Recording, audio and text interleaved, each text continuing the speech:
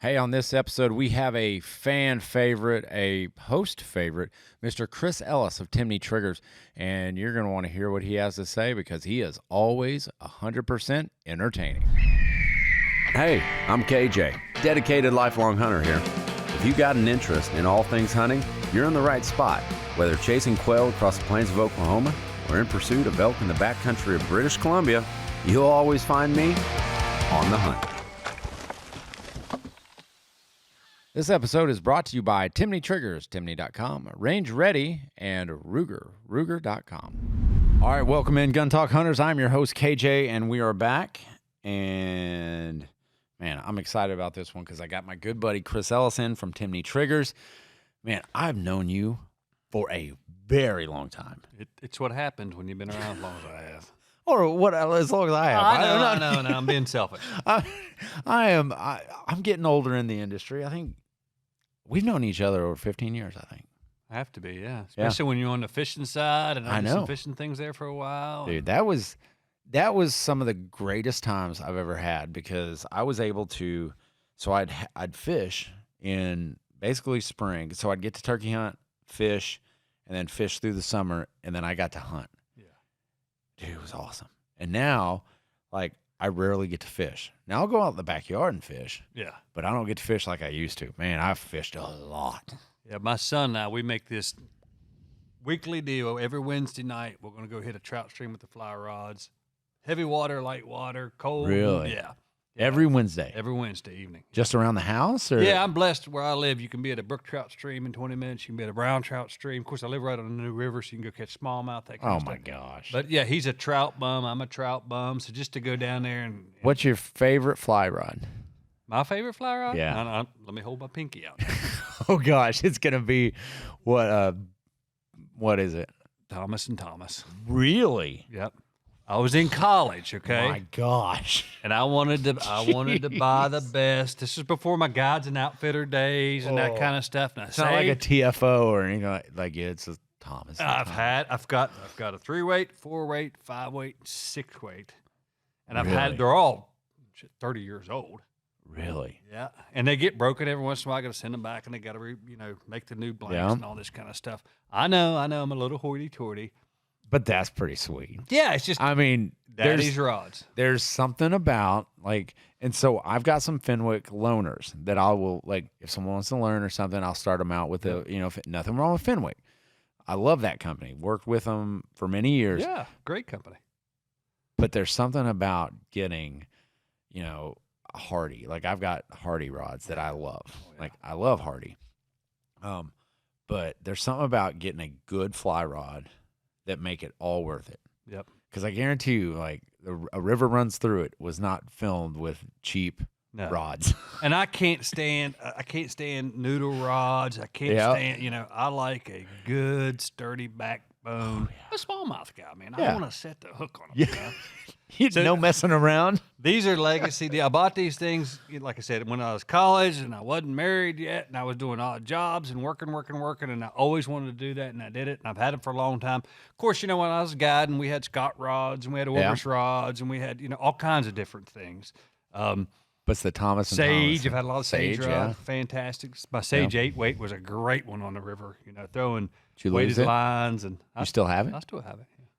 You still have all of them? This stuff. Oh, yeah. When you're in the industry long as us, you just get stuff. And, like, typically my stuff goes to my friends. Yeah. Like, if I know there's something else coming and I'm like, hey, I don't have a use for this, I usually just try to give it away, man. I do too. I've given away most of them, to your point, except for my Thomas and Thomases. And those are my legacy deal. Now, my son's they're his now. Yeah. I get to borrow them every once in a while. I go fishing every Wednesday. Every once in a while. Yeah. So we're down here and we're filming Guns and Gear. We're filming some first looks. Yeah. We're filming all kinds of stuff. Do we want to talk about the partnership now or do we want to wait? Because because we're going to talk about turkey season and just having the yips. And if you're not familiar with the yips, it's a real thing. Let's just get out of it. Listen, I'm 50 years old. I have no more ego. You are not 50 years old. I'm 50 years old. You're not. 33rd year turkey hunting this year. In the spring, I've hunted in the fall a little bit, but let's just talk about it. I have not killed a turkey yet.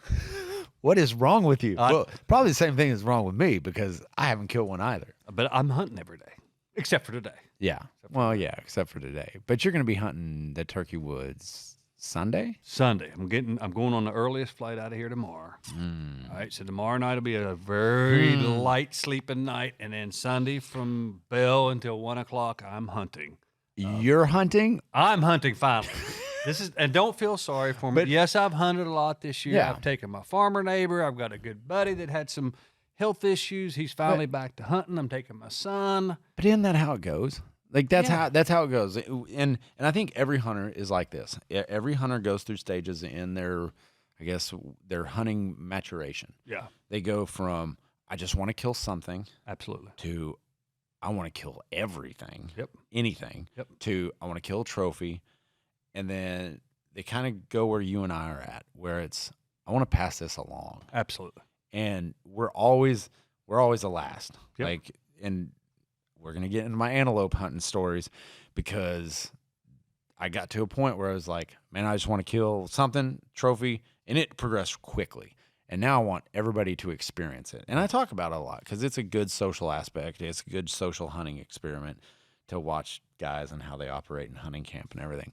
But it's just that's the state we're at, and that's why now you're only getting to hunt really the last day of the season, right? Yeah, I mean, and I love it. I get up every morning. I don't hunt every morning to 1. I get up every morning, way before daylight, climb my tallest ridge. I just like to hear them gobble. Oh, yeah. And if I have somebody like, my boy, a buddy of mine, a farmer neighbor, somebody that just sitting beside me gets so excited, right? And I'm just like, this is what it's all about. Because you're guiding them through what you've been through all these years. Oh, yeah. They may be experiencing it for the first time. Yeah. Like, there's a lot of firsts that happen on hunts that when you're a part of, unbelievable.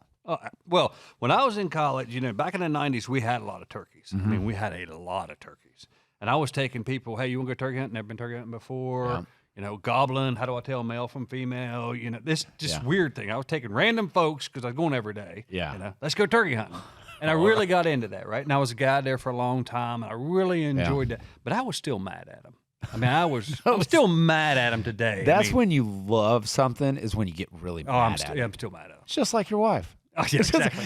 It's just the same thing. We love them so much that sometimes, dadgummit, they just make us mad. Yeah, and they get in my brain, and I think about them all year long, and I plant food plots for turkeys, and I'm always doing all this habitat stuff for brooding. Dude, this is the exact same thing as being married. Exactly. So the food crops, so you're taking her on dates and you're buying all this stuff and you're spending time with her. You love to hear her voice when you wake up in the morning. Same thing. We just made a great correlation here. Same thing. But it's when you haven't killed a turkey, which I'm admitting to. I'm standing right here in a minute. It's when, you go to the grocery store, you go to the bank, you go to the post office, whatever. Somebody's always going to ask, hey, did you get your turkey yet? No. Have you been hunting? Yeah, every day. And you haven't killed one. Wait, I thought you were good at this. Yeah. They always do the same story. I got a buddy, man, he bought this broken turkey called a yard sale. It's got like a rubber band or something. He's never even used it before. He went out and made 2 calls, and the thing came in, and he shot it opening morning at 7:05. And this guy, and you're going, good for him. My favorite one is, did you hear about that guy next county over, man? He had to go to like a feed store to weigh. This is like the heaviest turkey ever, He shot this turkey, must weigh 400 pounds or something. And I'm like, oh, yeah. Good for him. Had a 27-inch beard. It's good for him. Good for him. Yeah. Shut your face. I know. And again, goes back to being married. You go to the grocery store. You come back. Hey, did you get the milk? I got everything else on the list. That's exactly. But I did not get the milk. Yeah. I'll be right back. I'm going to go hunting again. Yep. And you come back and you forget the milk again. But it's been a good season. It started out really cold. I had a couple western hunts that got canceled because of all the snowpack. Yeah. So I started out behind the 8 ball. I didn't travel as much this year as I normally do. There's been times when I've been gone for pretty much all 4 or 6 weeks. There's been, especially when I was doing the Grand Slam thing when I thought I was really a good turkey hunter back in the day. Now I'm just like. You've hit the Grand Slam multiple times? Yeah, multiple. And I did it a couple times in the same season, and then then you start. What's that like? Hard to stay married. You're the one that brought it up.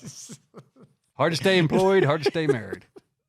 But it was fun. Oh, it was fun. Yeah. And you get on a roll, just like anything else. You know, I've got turkey season stories where you couldn't do anything right. Yeah. And then I have turkey hunting stories where you can't do anything right. Yeah. I mean, when I shot a lot of turkeys back in the day, I thought I was Will Primos. I thought You were thought it.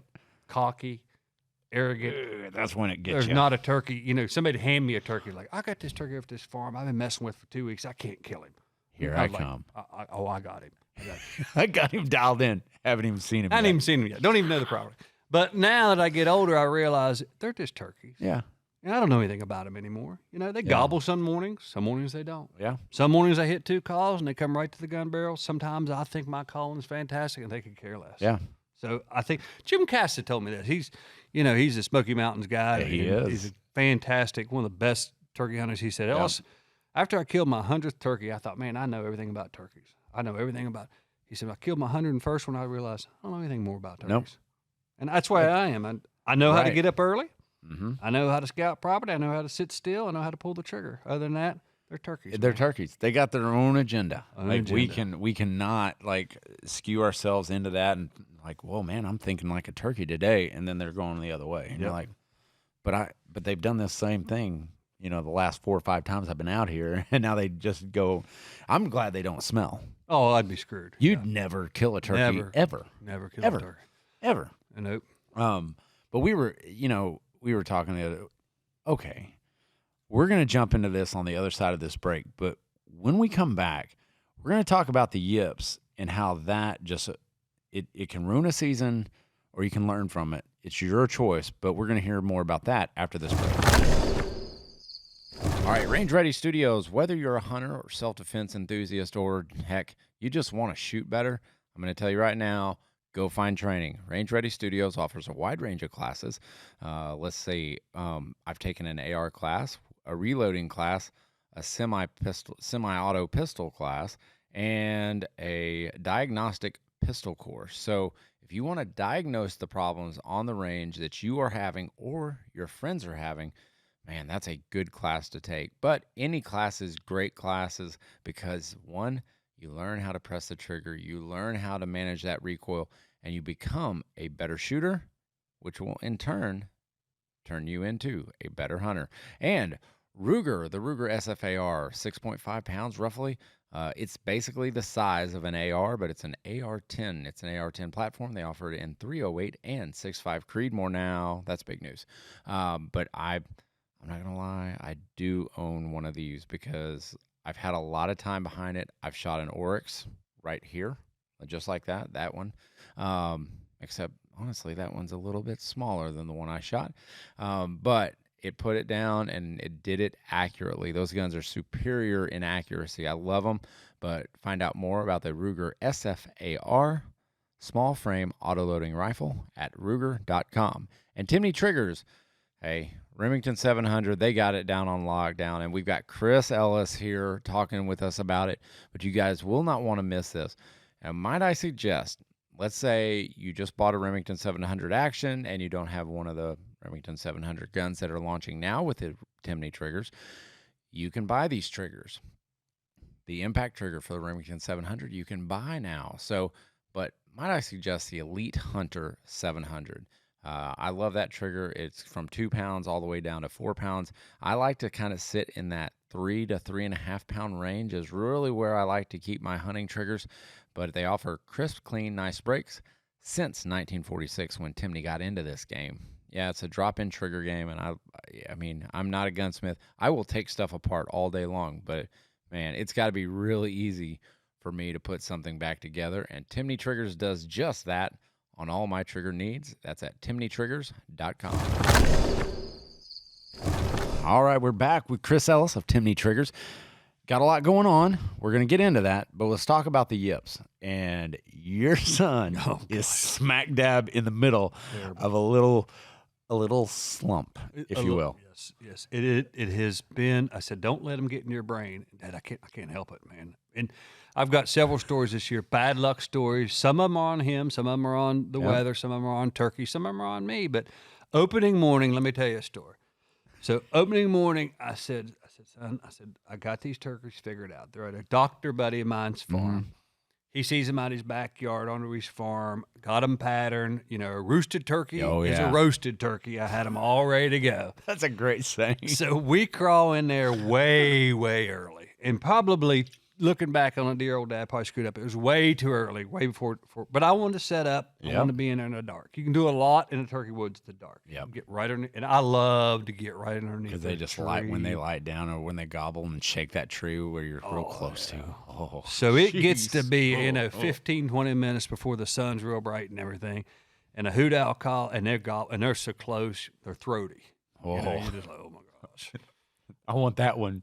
And then I could hear the hens down over the hill, and I look up, and it's just starting to get light, and I look up, and there's two gobblers. One's facing away from them, one's facing us, looking right at us. And I'm tapping my son going, you know, he's never experienced this before. Oh, really? One little tree yelp. I mean, just as soft and it's like, like just subtle. Just rubbing his eyes and good morning. I just barely. And this thing, it was perfectly daylight, perfect shooting hours, that kind of stuff. Yeah. It lands. I thought it was going to land on me. That's how close it landed. It flies down and does the one hop right in front of us, 20 yards. And I said, kill him. Kill him. Better kill him now. It's done. My son pulls up, swing and a miss. Oh. Boom. Then the turkey starts doing the sideways 45. I know something's up, walking backwards, Takes 2 pumps of its wings to start flying across the holler. My son, boom. Oh, no. Never touched a feather. Never? Never. And I said, son. Okay. Everyone out there who is sitting there saying, how could you miss a turkey with a shotgun? Oh, it happens. Oh, it happens all the time. All the time. If you hunt enough, I mean, I don't care how well you know your gun, how much you shoot, it happens. And especially the game we play now, which is much different game than I used to play back in the day. If he'd have had a little 20 gauge, 410, 12 gauge with an open cylinder choke, and dead. Some number 6, doesn't matter, rabbit shot, squirrel shot, pheasant, whatever, and had thrown a pattern out there at 20 yards, he'd have wore it out. Oh, yeah. But he was throwing a softball. The load choke combination for his gun. And that's the game we play now. You got to shoot him at 35 yards, 41 yards, and you got to have a tight choke. Yeah. Or you better be dang good on that aim. I mean, you got to know exactly where that gun is hitting at 10, 20, 30. Like, that's why guys go out and they pattern these shotguns. There's a reason why they're shooting them at various distances. And Thomas Allen, Thomas Allen, he wrote some stuff for us on patterning shotguns, and it was fantastic stuff.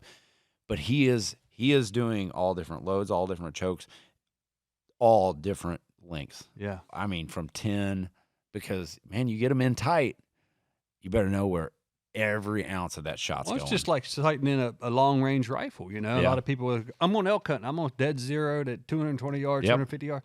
That's great. So I'm 0 to 225 yards dead on. I'm good to 300. Yeah. What if he steps out at 15 yards? You just hold right on him, right? Where's your bullet going in? Easy. Yeah, guys don't plan on that. Like they I don't know why. Same thing happened to my boy on this turkey, So that was the beginning of the yips. That was like opening morning. So what was his reaction right after that turkey? He was mad. He was mad. We went down over the hill, made sure that there was no feather. Walked all the way to the bottom of the holler, due diligence, spread out, like you should, all the way back up. And then I just started laughing. I was like, dude, you just gotta laugh. I'm sorry. And he's killed a bunch of turkeys. Yeah. I mean, it's not like his first go. No. All right. I mean, we've been to several different states. He got the turkey bug early on as a little kid. And he had a 20 gauge little Remington with it was a Primo's jelly head, I think, choke or whatever. Yeah.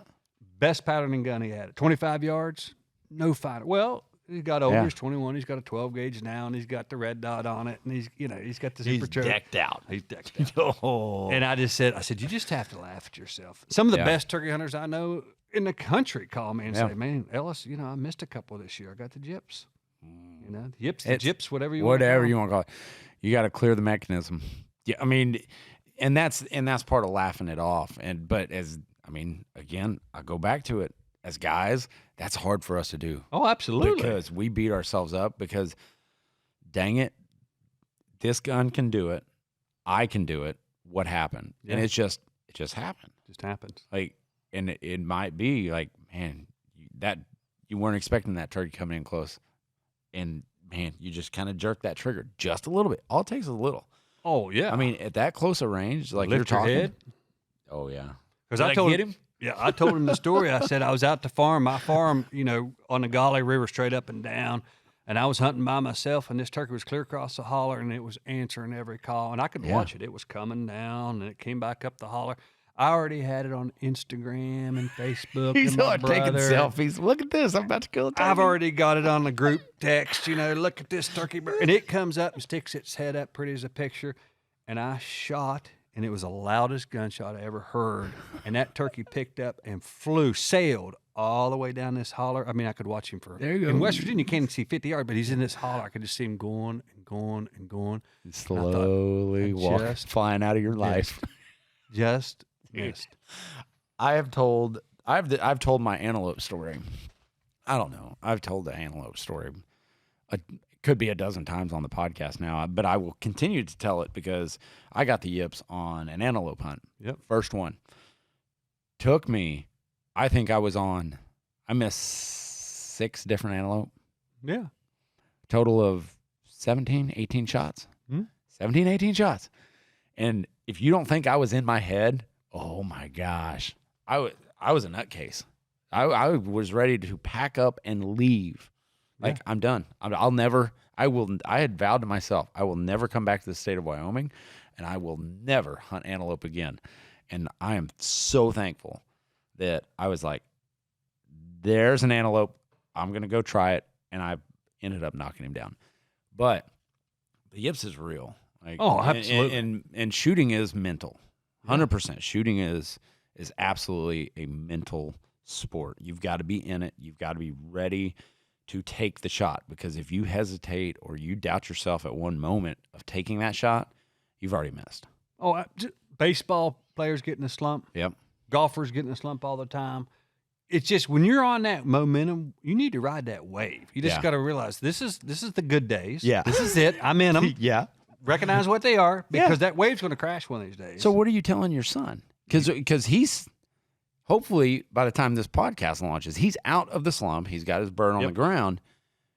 What advice are you giving him? What are you feeding into him? Because if it was me and it was my son, I'd be, hey, let's just go a confidence booster, head out to the range. Okay, exactly you've got it. Exactly what we did. I said, stop what you're doing. I said, let's go to the range. I set up a nice turkey target at 25 yards and at 30 yards. I said, just pull the trigger a couple times. Yeah. He shot it. They're expensive shots. Buddy, just I'll cover it. I'll eat this cost. I got you, right? So I know a guy. He shot a couple times like that. How in the world did I ever miss? Look how good this gun's pattern at 25, 35 yards or whatever it was. And I said, buddy, all you got to do is lift your head. All you got to do is slap that trigger and hit low right. Yeah. All you don't have the gun shouldered correctly. Yeah. Million different things you can do. Oh, yeah. But it's all inside your head. There's nothing wrong with your shooting ability. There's nothing wrong with your load choke combination. Yeah. There's nothing wrong with your pattern, your scope, your gun's on. Dude, I feel so sorry for him. I know. Because I'm replaying every time that I've had the yips. Like, I'm replaying those moments where I wish I could take back and go, it was such a layup shot. Like, here's one, for example. Biggest buck I've ever shot with archery equipment. And I am halfway semi-famous for punching that trigger. I mean, halfway. I mean, I'm almost there.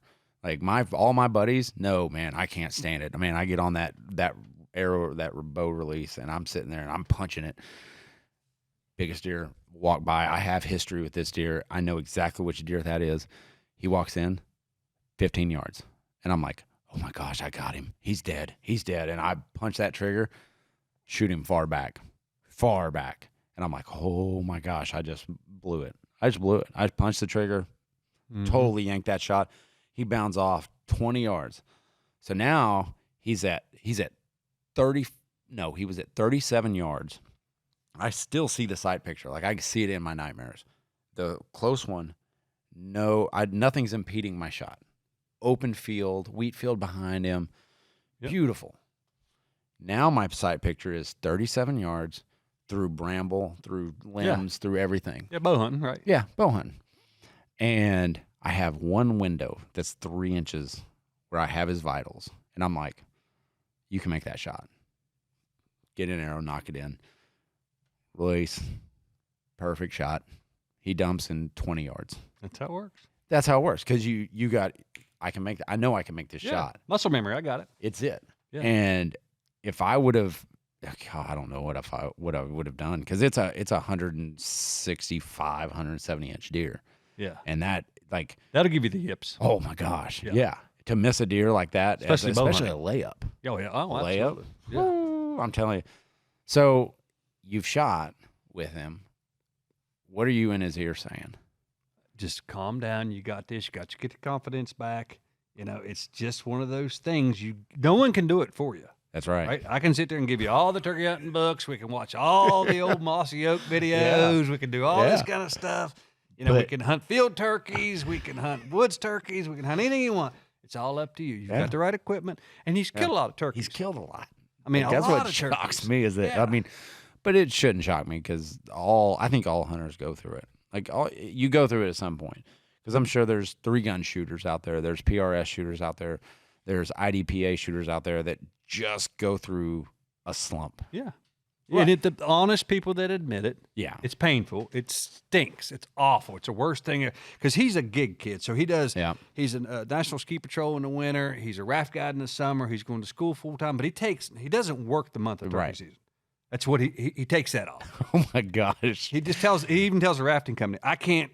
He's living the dream that all of us. I mean, a rafting guide. Yeah. And I mean, he's probably pretty close to a professional turkey hunter since he takes the entire month off. Oh, that's what he does. I mean, that's what he loves to do. And everybody's tied into social media and everybody's tied into opening morning. And how many of his buddies are giving him just all of shit them, right now? Every one of them. Oh gosh, everyone. And that's getting in his mind. Oh yeah. Oh, you got to be honest and open though. You got to just say, hey, it's what happened. Like on your antelope deal, you just got to be like, okay, it happened. Well, because it can serve as a reminder to yourself in the end when you're riding those good ways. Like, hey, you need to stay humble. You need to stay on it. You need to stay in the just keep in that moment, and you're gonna get through it. You just have to do it yourself. Yeah, I've seen a lot of good, back in the day, doing a lot of media hunts and media relation type thing. I've seen a lot of good hunters miss. Oh yeah. And the best ones are just like a baseball player or whatever. Yeah. They just forget it. Yeah. It's like, it's not the last. I promise you. I told him this. I said it's not the last turkey you're gonna miss. Congratulations. Yeah. Because now you've got you know what it feels like. Yeah. Not gonna be the last one you miss. I miss every once in a while. Oh yeah. If I was thinking about it serious, I miss a lot. Yeah. No, we all do. If you turkey hunt 33 years all over the country and different, you're gonna miss. You're gonna miss. And it's okay. It's fine. It's fine. There's gonna be another one of these days. But I'm telling you, it's so tough to admit this. Awful. But I love telling my miss stories. I love telling them. Yeah. Because somewhere out there's some guy that says, "Wow, he misses. Like I can miss too. Like it's okay. Like it's okay to admit that we don't hit 100% of the shots we take. I mean, we will miss every single one of them we don't take. Well, right. Exactly. The people that are afraid to miss, or just the fear of missing. Oh, that's worse. above yips. That's a whole nother, that's a whole different conversation. Exactly. I mean, so now what I've started doing on shooting, I'm like, how can you make shooting more interesting? You start taking unique shots or different shots, and shots that I would never take, in the field or anything like that. It's like the other day, I was sitting there, and I was like, I wonder if I could break a clay on my back. Just it's a trick shot, on a safe range. We're good. And then I was like, I wonder if I could hit the bullseye of a target doing the same thing. And I'm like, okay, yeah. So I start seeing what I can do and seeing, testing some of this stuff. And you know what it all comes down to? What? Trigger press. Oh yeah. Oh, absolutely. It's all trigger press. And you guys, Timney Triggers, 1946 is when Timney started up. Just last year celebrated 75th year anniversary. And for Timney, it's always been about the trigger. Always. I mean, Alan Timney started it just point blank. We just won World War II, if you know your history.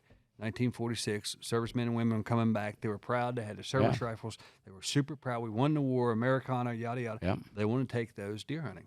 Yeah. They did. And they knew. They're service rifles. They're service rifles. Yeah. Enfields, Springfields, Mausers. Yeah. And they knew that they had to become more accurate if they were going to stretch the yardage at all. They'd so Allen Timney, same premise we have today. True drop-in trigger, adjustable, had to improve your accuracy with the platform, had to be easily installed on the kitchen table with common tools. You didn't need a gunsmith. Yeah. Didn't need it. That's the same thing we're doing today. It's no different. I am not a gunsmith, but I guarantee you, I would say 85% of the rifles, AR, bolt action, Mausers, they all have Timneys in them. And there's a reason for that. Because it's repeatable performance for me. That's what it's about for me. Yep. Is if I can get the same press on a gun every single time my finger falls in the exact same place, you get intimate with that trigger. On a gun that you shoot a lot, you better get to know that trigger intimately. And I think that's where Timney has kind of scaled, performance for me is repeatability and dependability, because it breaks exactly every 100%. time. That's exactly what a Timney does. All it does it just gives you the foundation to build off of the platform to where okay, I've got the muscle memory. Now it's more mental than it is physical. I've taken out all the physical creep, the slop, the drag, whatever. There's a million different terms for bad triggers. Now I got this thing. I know my brain says take the shot. Yeah. And there's no physical barriers. When the last thing you want to do is you want to be I feel, for me, I don't want to be thinking about, okay, is it going to go off now? Right. Or I'm going to make it go off now. It's consistent. And that's 100% of the shooting game, especially the PRS game. Oh, absolutely. Hunting, even shotgun triggers. Yep. You guys make those. But you guys have a new partner. We do. And it is huge. It is. And for me, as a kid that grew up in West Virginia, the first deer I ever shot with a rifle was with a Remington 700. I've carried a Remington 700. Let's say I'm 50, so 40 years of deer hunting. Oh my gosh. 870 shotguns, 1100. Yeah. I was a Remington kid. Yep. Grew up in that. That's what Who I wasn't? Yeah, exactly. Americana. Yes. That's 1816. They started building. That's the only thing they do. Build rifles. Accurate too. Yeah. They're good. Yeah, so Ford, Chevy, Dodge, I don't care, but it's Americana. Yes. If you think about it, and Timney's Americana. Yep. It's Americana story, American manufacturers, built in the USA. That's the only thing we do is triggers, so we got some of the best trigger people in the world, obviously. Oh, yeah. If you owned a trigger company, you'd hire the smart ones. Yep. You'd like to. Yeah, the men and women, and our men and women are so good at pulling trigger. They're such educated trigger figures. But, yeah, so to me it was like, this makes perfect sense for a kid that grew up in West Virginia. Now, for the last 20 years, all my Remingtons have had Timneys in them because I've been with Timney. This is my 18th year, so 18 years. This is an 18-year-long pursuit for you. Yes. This is the longest turkey hunt ever. Yeah, exactly. So when Remington approached us and said, Remington Arms said, hey, man, we're building the best 700s we can build right now, and great machinery, some of these legacy models, they're doing the best they can. We need a trigger option. And we're like, man, this is really... You're like, it's happening. Yeah, because Timney's been building triggers. The 700 came out in 1962. We've been building triggers thanks to our customers who ask us, hey, we all build this, which is where all the triggers come from. That's where everything you guys produce. Everything comes. Everything. we're not that smart. Well, and it's just what you hear because since 1946, service members coming out want to hunt with their service rifles. Oh yeah, we can do that. Yeah, and it's been the same since. Exactly, and platforms come and go. It's AR, and then it's a Scorpion, and then it's a Scar, and then it's who knows? Things become in vogue, right? Right. So when Remington said, "Hey, can we work with your engineers to come up with this trigger that is a Timney, hand assembled, tested, calibrated by humans? The best trigger people and men and women in the world, and can we make it a true hunting trigger, somewhere 3 to 4 pounds, dead nuts consistent, that kind of stuff?"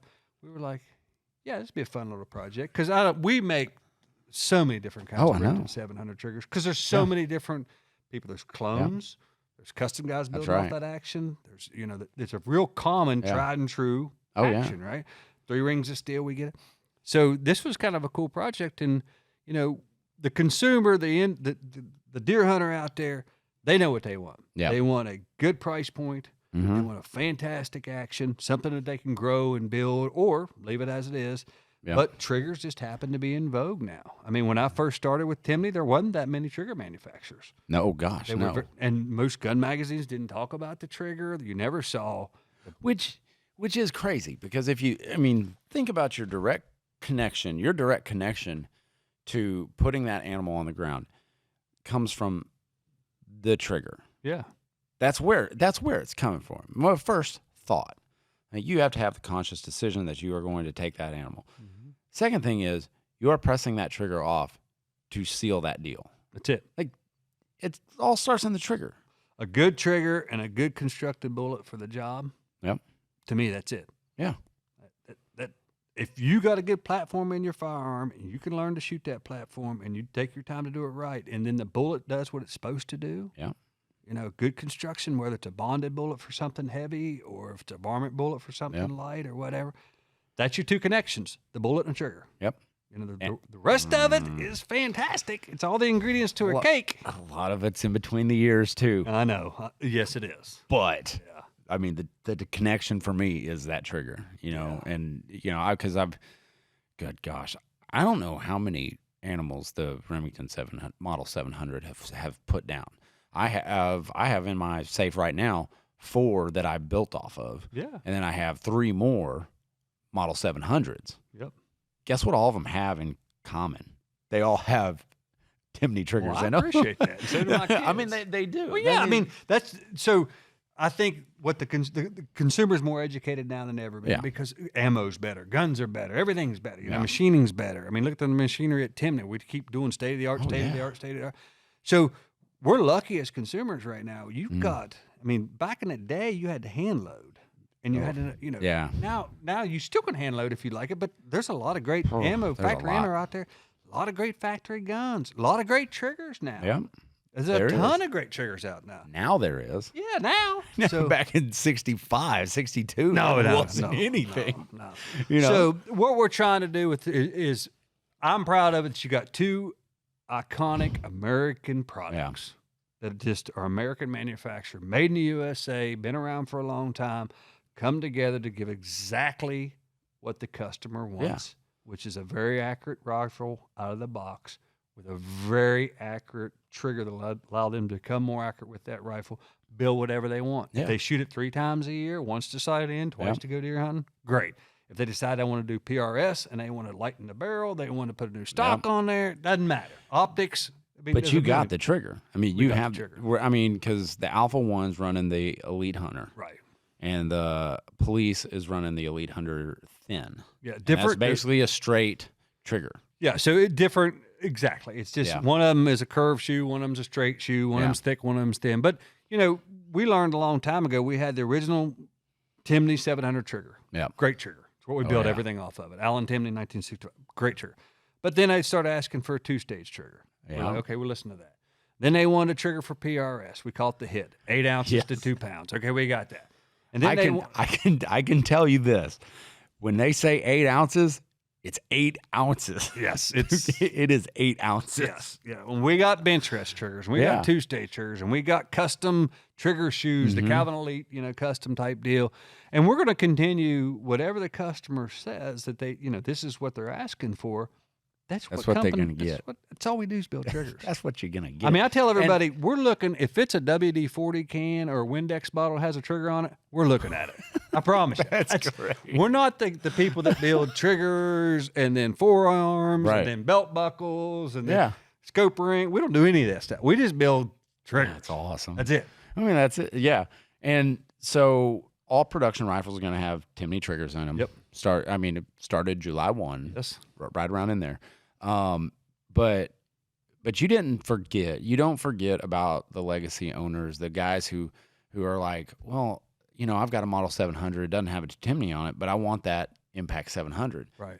You guys are going to produce that one. Oh, yeah, it's very important to me. When we were talking to them, I said, yeah, we'll our engineers will come together with a great OEM, right? Yeah. Trigger that you guys can be proud of. We're proud of the customer. But I don't want to leave anybody out. No. So if you got a gun you bought 3 days ago or 30 years ago and you want that trigger, we want to support everybody. We don't want to discriminate. You know, we want you to have the exact same. We're calling it the Impact 700. Impact line for us, you know, we have an Impact AR. We have a couple different impacts. It's usually a cost-sensitive kind of trigger. Yeah. You know, it's not the highest end we make, you know, but it's a great trigger. But it's still repeatable because I was on the range shooting this in the Model 700 CDL that we have here, which is kind of the standard. Yeah, it is the standard, and that's what's going to come in. The Model 700 CDL is the Impact 700, not adjustable. So it's in between 3 and 4 pounds. Okay, right. Which you know, that's perfect. Most hunters, depending on if they're gloved or if it's cold or what, most hunters like that 3 to 4 pound range, as long as it's consistent and breaks the same way. And it does. And it does. Has to be a Timney. Oh yeah, has to. Yeah, because each one of them's checked. Yes, I mean by human. Yes, it's our quality control is we make sure it's hand assembled, hand tested, hand calibrated before it leaves our factory. Yeah. That way, you know you're getting a Timney because these men and women know what a Timney feels like. Oh, yeah. We got generations of people. We got granddaddies that know what Timneys feel like. We got daddies and mamas that know what Timneys. We know now that we're in handgun, we know people know what Timneys feel like at a younger age. Yeah. So it's got to feel like a Timney. There's been several times people have asked us to build a trigger, and we're like, we just can't make it to be a Timney. We're not going to sell it. Sorry. Really? Yeah. Yeah. But you're always out there looking. And that got to be. These, I'm telling you, Rim Arms and Timney partnering up it seems like, well, why didn't you guys do this a while back? Oh, I know. Exactly. Why didn't you do this 18 years ago, Chris? Come on. I know. I get it. But you know, whether you love Remington, whether you love Timney, it doesn't matter. Take all that out of it. To me, it is American-made, Americana products, and it's just great to be able to deliver that to what the customer is asking for and go deer hunting. Yeah. You know? Get rid of your yips. Get rid of your yips. Get your yips. And if you do yip, you're perfectly fine. It's okay. You'll be all right. Just hit the range once or twice. Yeah. Practice a little bit more. Get your confidence back. Come on. Yeah. That's all you got to do. All right, Chris, man, I sure do appreciate you. I appreciate you too. Like, seriously, and thank you for not giving up. Because because if I was on a turkey hunt for 18 years and nothing ever came of it, I probably would have quit after year one. And thank you for guys like you sticking up for companies that need to be together and joining them, and now giving it, you know, like you've basically given the entire hunting world, shooting world a present. Here you go. Thank you, and you're welcome. And you know what? I'm glad to do it. I don't know if I have another 18 years of my next project. I bet you do. I bet I do too. I can do it. If anybody can, my man Chris Ellis can do it from Timney Triggers.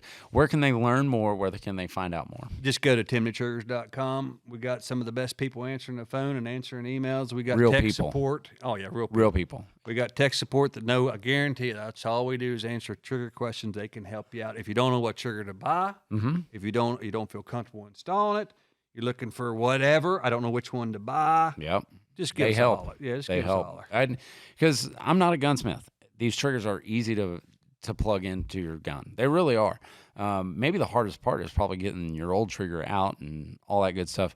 But I guarantee you will talk to real people who have been installing these for years. And it's awesome. So timneytriggers.com, go give them a look. And as always, Gun Talk Hunters, you know the drill. This is very important. Please lean in, listen, keep those muzzles pointed in a safe direction, and always be on the hunt.